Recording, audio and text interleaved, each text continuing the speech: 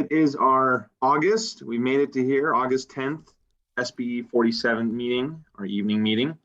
And first thing I want to say as we get going here is happy birthday to Dick Burden, 90 years old. That's really impressive. So happy birthday, Dick. Are you there on the call? I see your icon there, Dick, but from all of us to you, happy birthday. It was on the 4th last Wednesday.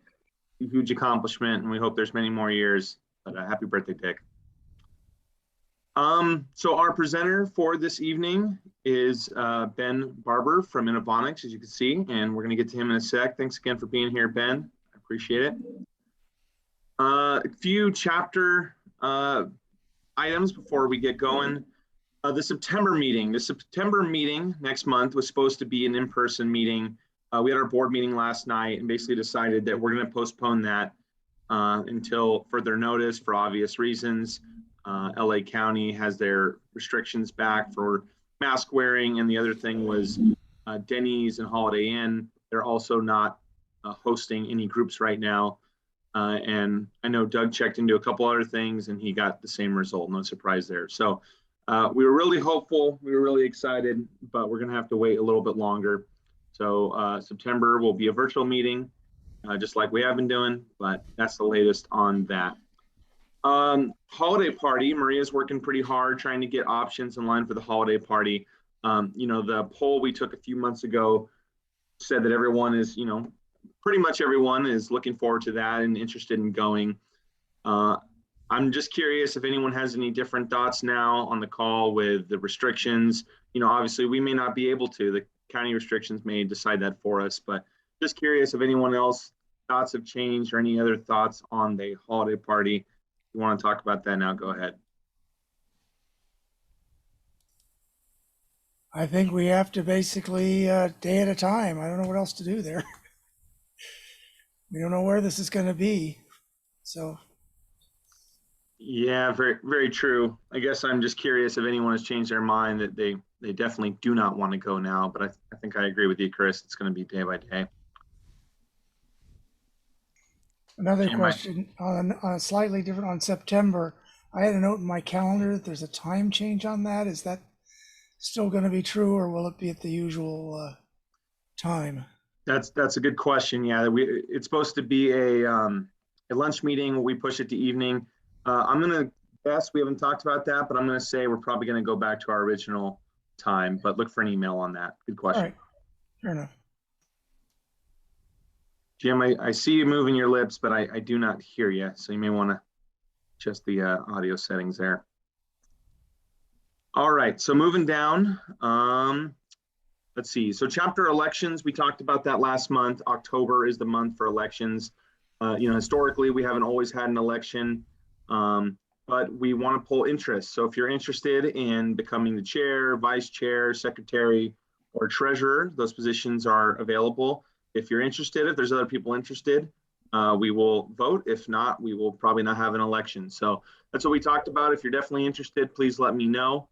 And this is the time we're accepting applications to be on the board. So that's all I have to say about that. NPT is tomorrow. I think most people are aware the National Periodic Test originated by FEMA. They're going to originate it via the PEP, primary entry point in LA, that is KFI. So they actually have a EAS box at KFI that they take over the air chain, and they tested that last week sometime in the middle of the night just to say that it worked, and it did. So tomorrow should be good to go. Testing 1, 2, 3, 4. Testing 1, 2, 3, 4. Oh, there you go, Jim. Testing. Okay, this is just supposed to be the settings. So these coders can't write proper code these days.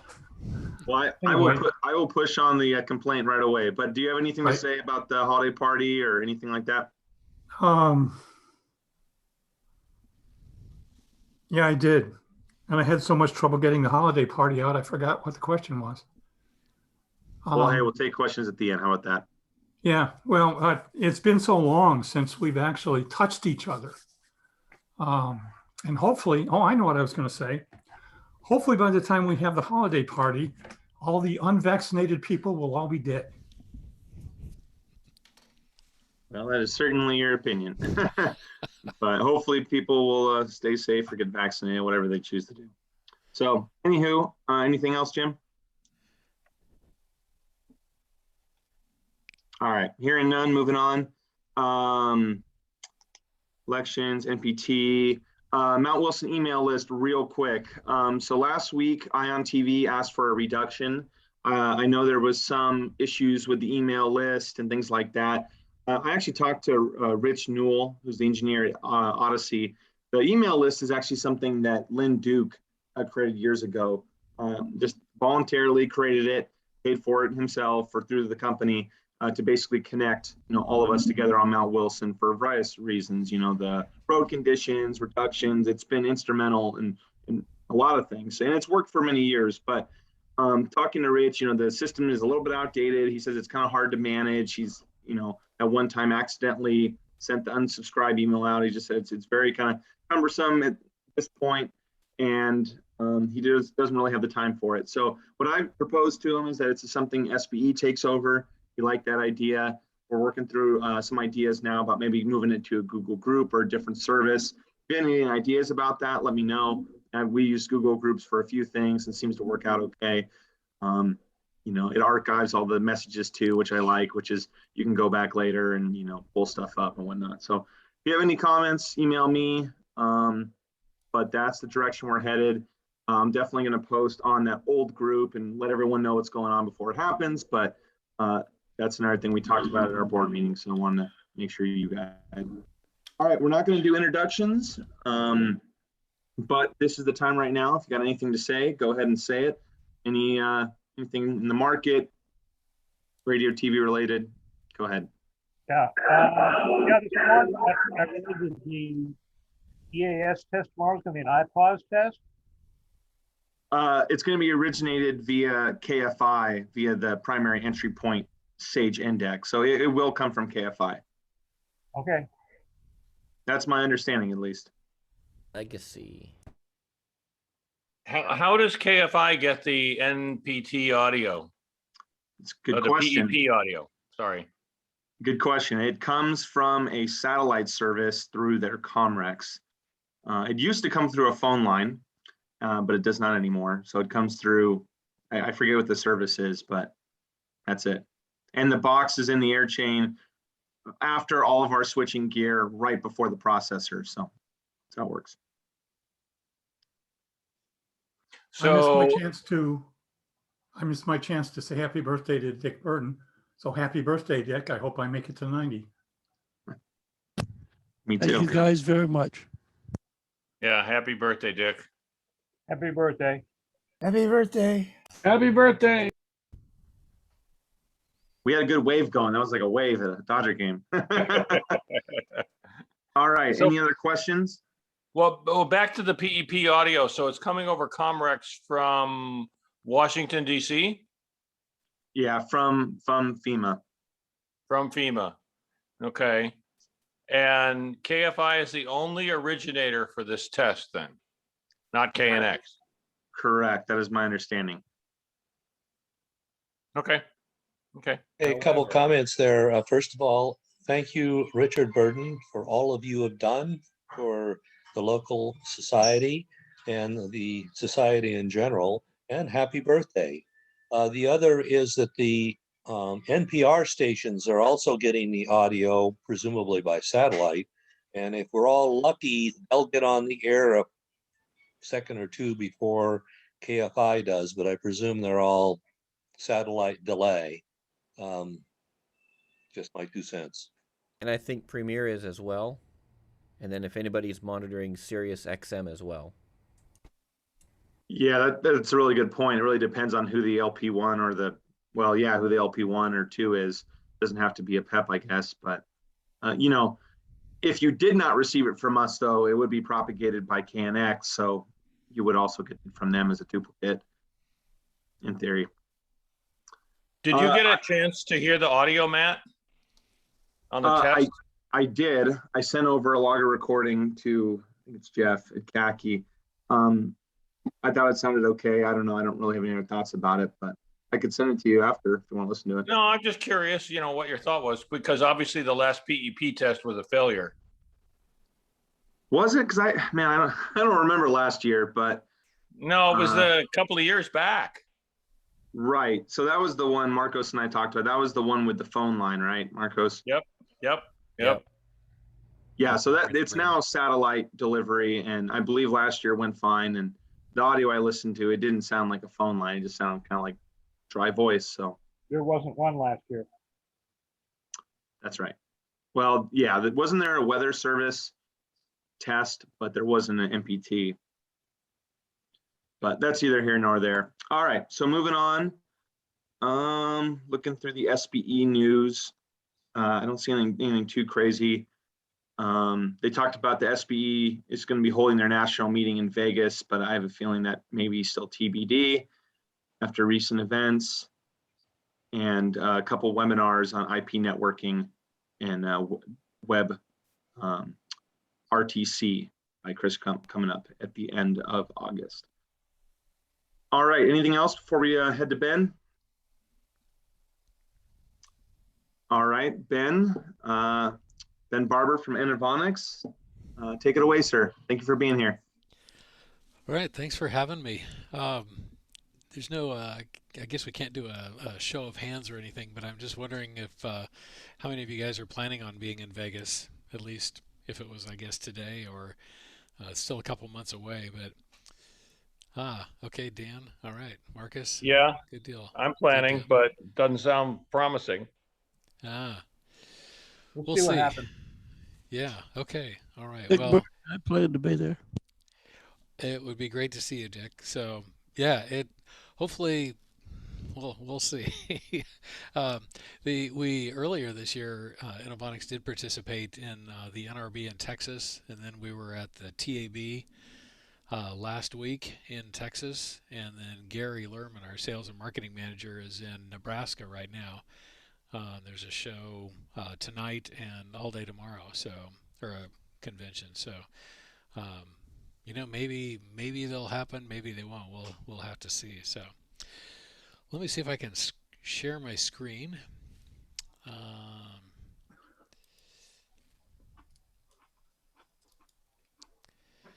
All right, can you guys see a big Innovonics better broadcasting since 1972? Yep. Okay. Well, Innovonics has been around since 1972. Jim Wood, most of you guys probably know him. I hope you do anyway.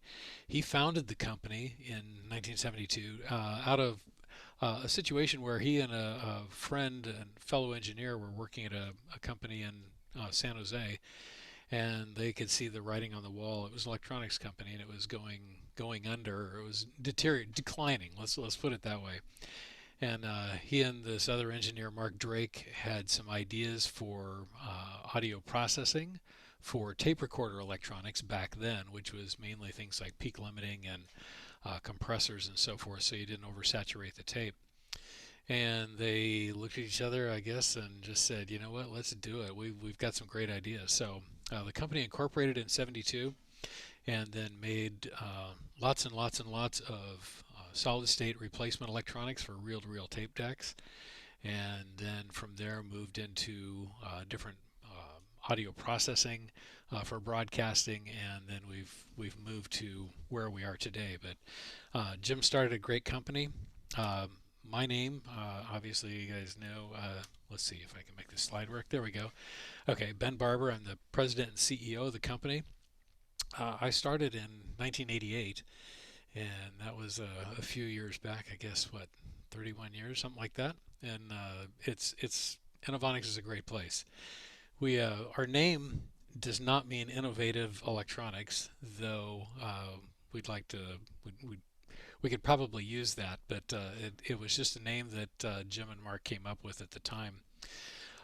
In-house, we like to say innovate or die, and in the broadcast industry, it really is that way. You've got to keep innovating. If we were still making reel-to-reel replacement electronics, I think we would have been dead a long time ago.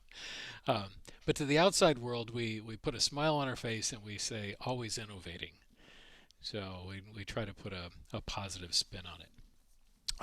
I've been here since '88 and been the president and CEO since 2012, and just continually we're working on new products and new product development, and that's what I'd like to talk to you guys about tonight. I don't want it to be a sales pitch, but I do want you to know about a product that we manufacture that meets a real need in the broadcast community for AM, FM, and HD stations, and that is remote site monitoring. And we'll just go through the slides real quick. I wish I could say that my grandson drew these pictures, but I can't. So I hope they're okay with you guys. This is your basic setup of a radio station in very basic block forms. You've got the studio. Usually you've got a transmitter up on top of a mountain somewhere. The antenna is pretty close to that transmitter, probably right at the bottom of the tower.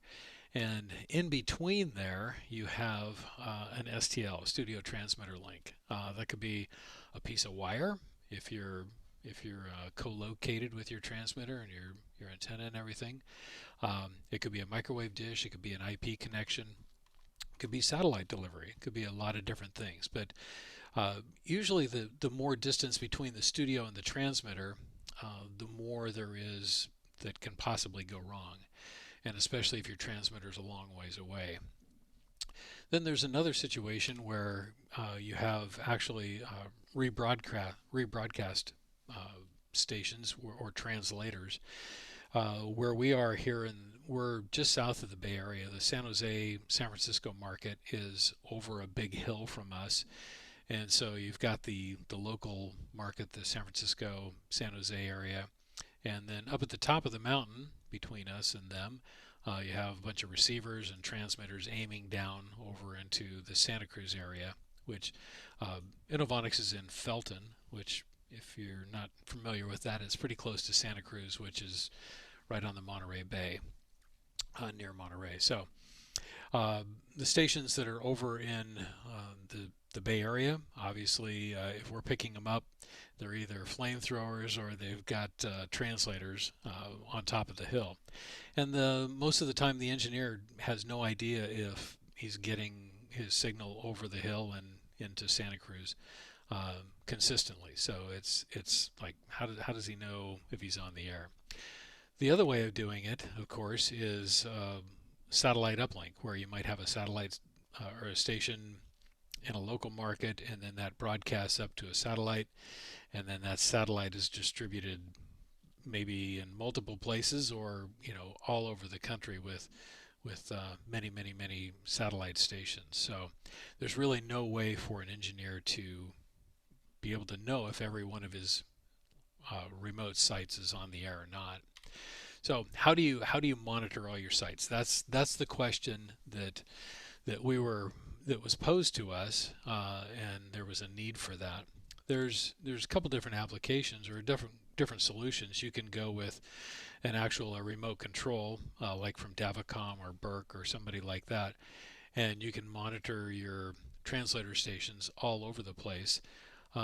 This kind of a device will monitor your air conditioning and your generator if it's on, or your tower lights, or the fuel in your generator's fuel tank. So it can do a lot of different things, but maybe that might be overkill for a lot of small little stations. So how do you know with 100% accuracy that your transmitter is on the air right now? I want to introduce you to a local engineer here. His name is Brant, and Brant has a couple little translators around the area. This particular one is down in the Big Sur area, and it's a 10-watt translator, and it picks up off air and it feeds down into a canyon, and there's probably 50 homes in that canyon. It's not a big station. It's not anything that is making money or anything like that, but it's just a small translator station aiming down in a canyon about 50 miles away. And Brant has no idea if that station is on, if that transmitter is on the air or not. until somebody inevitably calls him up and says, hey, you've been off the air for 3 days, or there's a big hum in the left channel and it's really annoying and nobody can listen to it. And he's so frustrated because he takes pride in his work and he wants to make sure that that transmitter's on the air 24/7, but he has no way of getting the feedback because he's not in the listening area, the coverage area at all. So what we did is we decided to come out with a small little box that we call a site streamer. And this is a 1/3 rack box, so you can actually fit 3 of these in a 19-inch rack. They're very small and compact. And it's basically a radio, an AM radio, an FM radio, or an HD radio. That if you look at the back, it has an antenna connector. This particular one has 2 line inputs, which we'll get back to that. I'll come back around what line inputs would be for on a radio. A LAN connection, and then a couple of power supply terminals. So very small, compact, basically a radio with an internet connection. So what you do is you put a box like this out at the remote transmitter site so it can pick up the transmitter off air. You connect it up to the internet. Maybe you don't actually have an internet connection located at the transmitter site. So maybe there's a business or a dedicated listener in this case that has internet at their home and is happy to port forward through their home router, and so you can get connected to it and get information 2 ways, coming and going from the box. But you put this at the site, the remote site. The first thing you do is you get the IP address and you connect to its web server. It has an internal web server. This is all self-contained. It's not phoning home. It's not talking back to Innovonics or anything like that.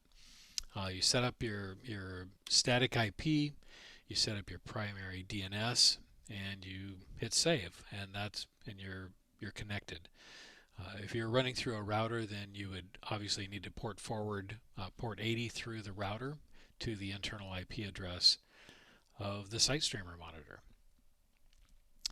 Next thing you want to do, set up the time and the time zone, of course. This uses an NTP server, and you've got to have the accurate time zone. Otherwise, when you get alarms and your alarm log fills up, then you're not going to know what time it was and be able to correlate it back to an event that happened. So always set up the time server on there and get that right. Next thing, tune in your station, and immediately you should hear audio. You should be able to get RDS. If you have RDS on there, you should see audio moving. Things should light up. After that, set up your email connection. In this case, it's a Gmail account, very easy to do. It works well with Gmail. There are a couple of corporate accounts that our site streamers don't really like, so we recommend Gmail, and they just simply work. So it's a good solution. So after setting up all the SMTP server information, putting in a username and the password, then you set up different email accounts, and you hit save, and then you send out a test email. Make sure everybody on that email list gets it. After this, you would want to go to the audio loss settings, the alarm settings, alarms and notifications over there on the left. You can see audio loss and low signal. The way we set up audio loss is you can turn the alarm on and off. You can set the threshold on and the threshold off, because you can actually set up hysteresis in there so that you don't have a condition that's turning on and off the alarm, but you can actually make a window. And then you can set the time on and the time off for the alarm. So the way this is set up, it says that the audio has to be drop below 20 dB for 15 seconds, and then the alarm will trigger. And then to clear the alarm, you have to have audio above -15 for 2 seconds, and it will clear the alarm. When we first introduced this product, we had a lot of people where the audio loss would happen, but the alarm wouldn't clear because maybe they had the time off set for a minute or something like that. And you might get audio consistently above -15 if you're real compressed music station for a minute. But if you're a talk station with any kind of vocalized pauses or any announcing or something like that, it wouldn't clear the alarm. So the time off, you want it when the audio comes back, you want to clear the alarm pretty quickly and get back into the mode of operation there. Classical music can be a problem too. Absolutely, absolutely, yes, yeah. So on a classical music station, you would drop those thresholds way, way, way down, and maybe the time on you would put very long, but the time off, clear that alarm if the audio comes back pretty quick. Yeah, good point. Well, you've got the same thing on the signal strength.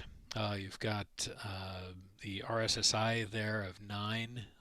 Then you can see the threshold on. If the RSSI falls below 6, for 5 seconds it'll trigger it, and then it has to come back up above 9 for 5 seconds to clear the alarm. Some of the other alarms are RDS. You can have either loss of RDS can send you an alarm condition, or you can do a pi code that's mismatched. And the reason for that is if you're rebroadcasting and you're picking up your primary station and your primary station goes off the air, there might be another station just a little off axis or maybe behind you that normally wouldn't get received by your translator, but it might have a different PI code or it might not have any PI code. And so in that case, you don't want to be rebroadcasting them. And so if the PI code is a mismatch, then you can get an alarm and do what you need to do to rectify that situation. One other thing, I don't think I haven't mentioned it yet. There are no contact closures on the back of this box, but all these alarms are accessible through SNMP. So if you have a remote control system or a NOC, if you're a big enough network, you can get alarms through traps and that sort of thing, and then actually manually turn your transmitter on or off. So once you have all the alarms set up and set the way you want them, then you go into email notifications and you set those up. So this guy here, Ron, he must be in management, so he gets the daily log and the weekly log emailed to him. Me, on the other hand, wake me up in the middle of the night with an audio loss, RF loss, or an RDS alarm loss, and let me know that immediately. So that's the way this box is set up. So if you get an alarm, you just check the items that you want that particular email recipient to get, and then when that alarm happens, they'll get the appropriate alarm. Here's what an email looks like when it comes in. You see the heading up there, alarm, in big bold letters, low signal, 101.5 WXMB, and then it tells you the time and the date that the alarm was triggered.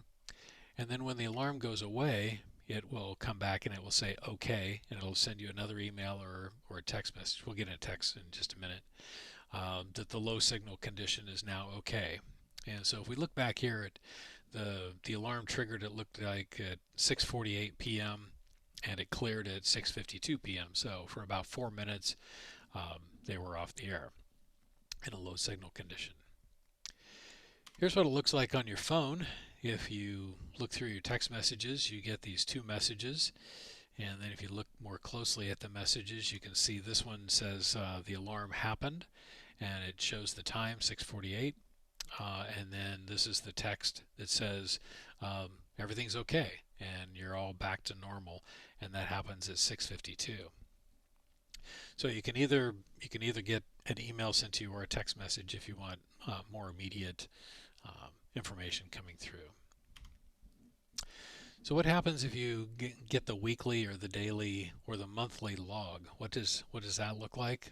You get an email sent to you with the alarm log, and it's in a comma separated values, so you can open that up in Excel, and this shows that this is the daily log for Wednesday, 9/11/2019. To go back to that date.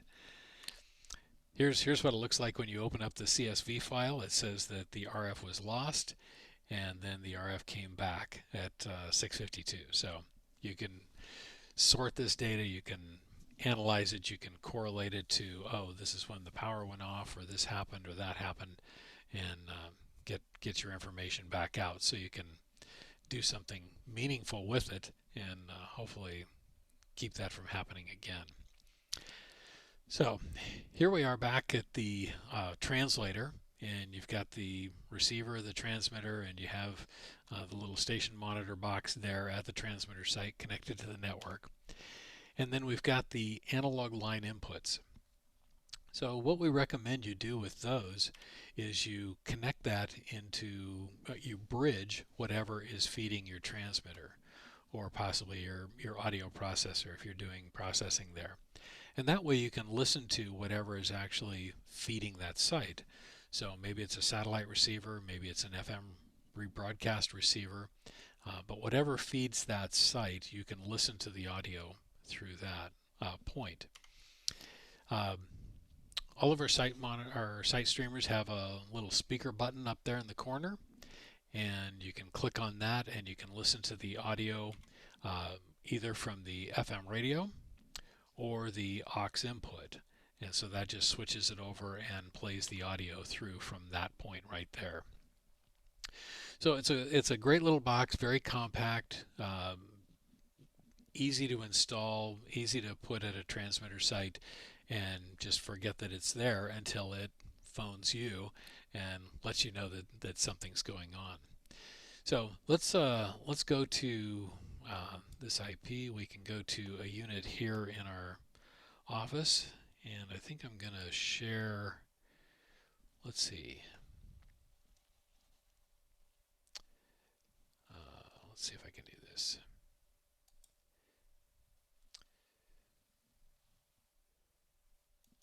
Okay, so you guys should be seeing, or are you seeing the web page of the unit? Yes. Yes. Yes. Okay, thank you. All right. So here is a site streamer in our office. Anybody can access this. These are online. We encourage people to actually access them and try them out and see what they do and how they work. So you've got presets down here. So if you're responsible for a number of stations in a market, you can put different presets in here, and then you can enable something down here at the bottom that we call station rotation. And what station rotation will do is it will go through each preset one at a time, and in this case it'll go through each one for 20 seconds and stay on that station. It will each preset has its own set of parameters, so it has its own alarm conditions and settings and values and levels, so they're not universal. They're not one alarm setting for everything. Each preset has its own set of alarms, and each preset also has its own set of alarm conditions, so that if you have audio loss on preset number 2 and you rotate through this and come back to preset number 2 and audio loss is still lost, it won't send you another email, because it reloads the previous alarm condition that was on that preset, and then goes to then checks it and then goes on to the next preset. So it works really well. It kind of is like having 30 different tuners, but you actually only have one tuner. You're just sharing that tuner, time sharing it with other frequencies, other presets, and letting it go through. So here's some of the things we can look at. We've got now playing information, so you can see the frequency, the PI code. You can see the radio text up here. You can see the signal strength, multipath frequencies. You can also see what stations are preset there. It also has a band scanner, which gives you the RF levels of different stations. So if you mouse over one of these, it'll show you that 88.1 is 52 dBUV for the signal strength. And you can zoom in on these on any frequency. You can scan the whole band at 200 kilohertz. Every 200 kilohertz, you can have it stop, or you can scan in even as close as 10 kilohertz on a particular frequency. and see if you've got a neighbor clobbering you or a lot of RF at the site or something like that. So it's not definitely not a spectrum analyzer, but if you're up on Mount Wilson or something and you've got a lot of RF up there, you can see where you are relative to the people around you and what's going on for RF there. And going back to the previous page, do you have the ability to tie a station in that list to a specific recipient of the alarm? Good question, and the answer is no. Yeah, the answer is no. It would be very cool, and we've been asked for that. So station 1 could be one engineer, audio loss. If on preset number 2 might be a different engineer for audio loss. So that is something we've been asked for and something we're considering doing. Maybe not on this box. I'm not sure that this box has the power to do it, but we have other site streamers that I'll just pop up there briefly and maybe add that in. So good question. Good question. Okay. Thanks. Let's see, band scanner, we went through that. RDS info, you can of course see all the different RDS information for a station. You can look at the alarms and notifications. We already looked at that. Setup, we can go through that and just set, again, all these are set for each input or each preset that you have. And then your network connections and email and so forth. So here's what happens. So say I'm remote from that small canyon that Brandt is in charge of and has the responsibility of monitoring. So say I'm here in Santa Cruz and I get a text that says, "Hey, you're off the air. There's no volume, or there's volume only in one channel," or something like that. So I can actually click on this little speaker and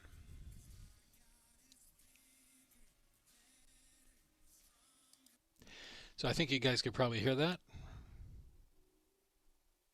Yes, no?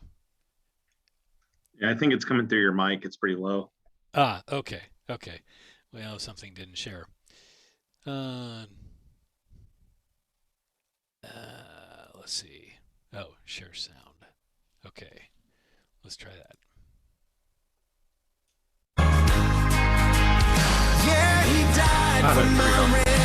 Okay, so you can actually listen to the audio remotely, and from virtually anywhere in the world you can be monitoring your station in real time. That's what this box is for. I had a situation where I was in Singapore at a show, and it was the first time I'd been there at the Broadcast Asia show. And these two guys come walking down the aisle. I'd never met them before. They see the Innovonics logo, and they both pull out their cell phones, and they just can't wait to show me how they can listen to their stations in Taiwan while they're in Singapore. And it dawned on me after that oh my goodness, Innovonics is making a product that is being used around the world. We have no idea who our end customers are using these things, but yet they are so excited because they can monitor their station in Taiwan, they're in Singapore, 24/7, and they can listen to the audio. They're showing me how that worked, and it was just like, wow, that is made me feel good. It's one of those moments where you go, man, I wish my mom was here to see this or something. So, but it was very cool. So anyway, you can listen to it from anywhere in the world. If you click on the aux input, I don't have anything hooked up here, so you can see that the meters up here are just quiet. But if we did have something going in there, you could listen to that. You can also change stations, and again, you can see the different signal strengths, the noise levels. You can see the RDS for whatever you're looking at there. So whatever station you're monitoring. So these things are great for doing just that. Let me go back to my slides. Screen 2. Okay, does that I don't think that's showing, is it? Yeah, it is. That's your link to your Innovonics Live. Okay. Okay. There we go. Okay. So the question is do we make one that does email for each station? And the answer is still no. But this box, which is what we call a Site Streamer Plus, has a whole lot more power in it and is a possibility that we're looking into doing. The Site Streamer Plus has things like audio outputs. It has digital audio output as well as GPO. So you could actually use this box to turn your transmitter off if it lost audio and went into a loss of audio situation. It has a LAN port, has an antenna like you'd expect, and then it also has an audio over IP port. So if you're needing a radio in your station and want to feed AOIP into your network, you can use a radio like this, and you can do that with either AES 67 or Dante. So it supports either one. On the HD version, of course, there's a lot more bells and whistles, a lot more alarm conditions for loss of HD, loss of artist experience, HD title not showing up, alarms, things like that. Let me pull this one up real quick and go back to sharing this screen. So this is the Site Streamer Plus and the HD version. So we can see we're looking at similar things, but a lot more alarms and alarm conditions. You can also do the artist experience. So you can look at the HD1, HD2, HD3 data. You can go back through the data, looking at images. Hey, there's an image issue, and look at the details of that. You can also see your logo. Every time an image updates, the image will animate and to show you that it just got updated. But you've got a history of 15 of the last images that were broadcast anyway. There's a simple listener view which just shows you what the listener is actually seeing, just one logo or one image, or the broadcast version, so that you can see lots of information and get a lot more data.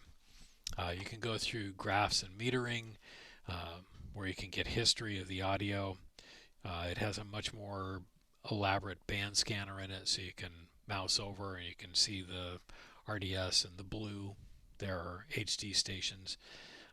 So it gives you some tables of information. So it's just it's a more powerful unit. That's basically what it is. And let's see.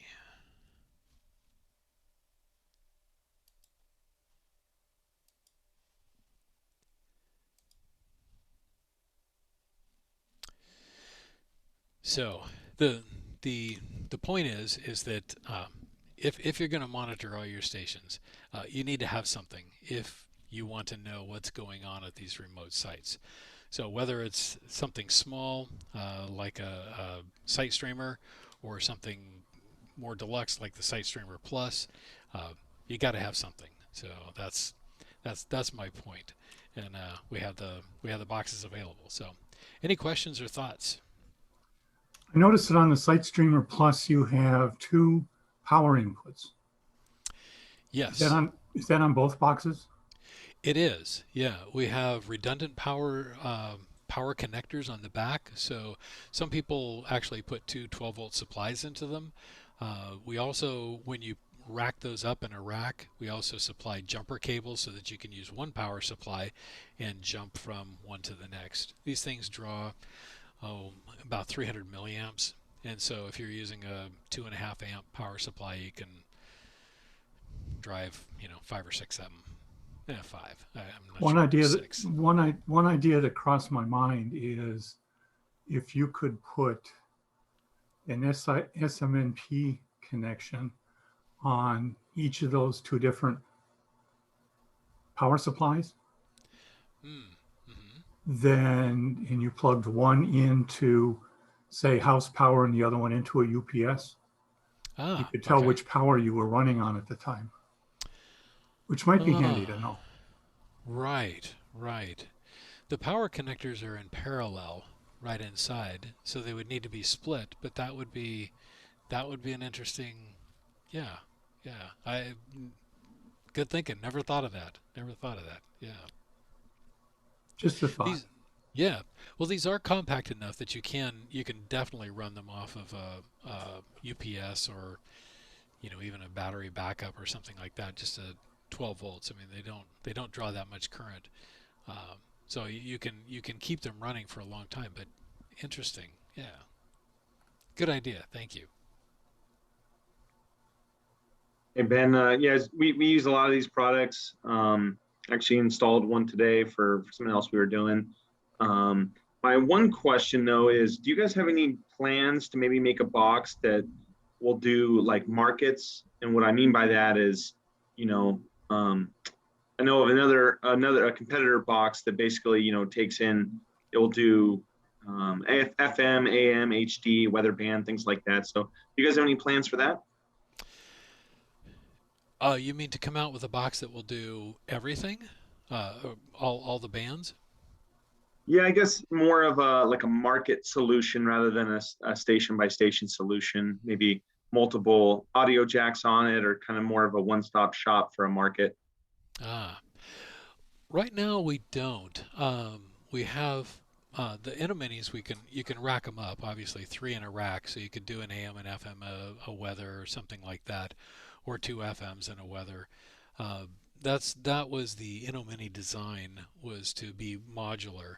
Um, but yeah, Crown does the three receivers in a box. I don't know of anybody else who does anything quite like that. Mind sharing with me who who you're thinking of, or if it's not Crown? Oh, I may not be able to say. Yeah, I'd have to check, Okay, but okay, no problem, no problem. Yeah, and I know De Sequeira makes a box for Ubiquity that's like their market area monitors, that does that scans through. But that's pulling all sorts of HD data and reporting back to the mothership what people are doing. So yeah, that'll do that. But let's talk offline if you've got an idea. Um, yeah, maybe we're missing an opportunity here. Hey Ben, I want to mention something about to add to what Matt just said. We have found that SNMP communication with the minis is super easy, whether you use Burke or something like Relio, and we use signaling from minis to do all kinds of different things. And the Justin actually also, we found we can use the Justin for stuff as well. So those of you out there want to, it's important to be able to monitor your station from your Taiwan station from Singapore, but when you're not awake or when you're doing something else, it's also important to have all the monitoring going on in the background. All the Innovonics stuff is really easy to do that with. So I want to make sure that I made mention of that. Thanks, Doug. How many stations are you monitoring at once, or through your NOC and through SNMP, or is it just individuals? Well, I'm not sure I don't know off the top of my head. I mean, the company is using minis all around the country to monitor stuff from the NOC back there in Cincinnati. I don't know how many. It's hundreds, literally hundreds of them. So yeah. Okay. Good. Good.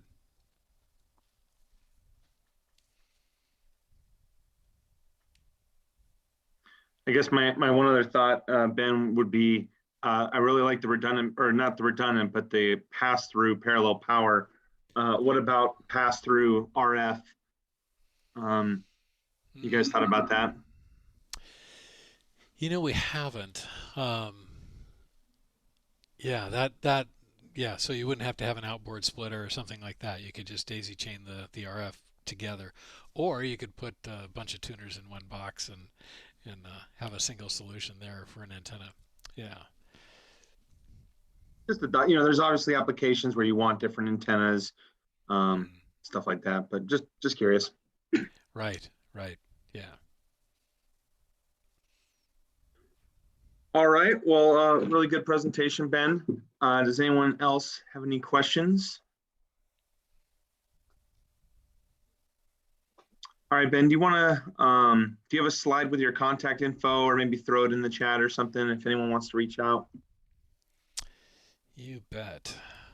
Let me,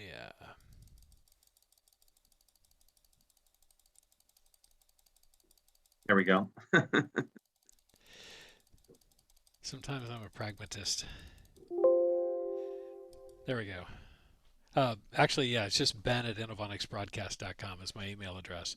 And one thing I forgot to grab the link, but if anybody emails me, we've got what we call a swag bag, and it's just a small Kevlar envelope about this big, and we put show swag in it that we would normally give away at the show. So anytime I do an SBE, usually I have that link and I throw it in the chat.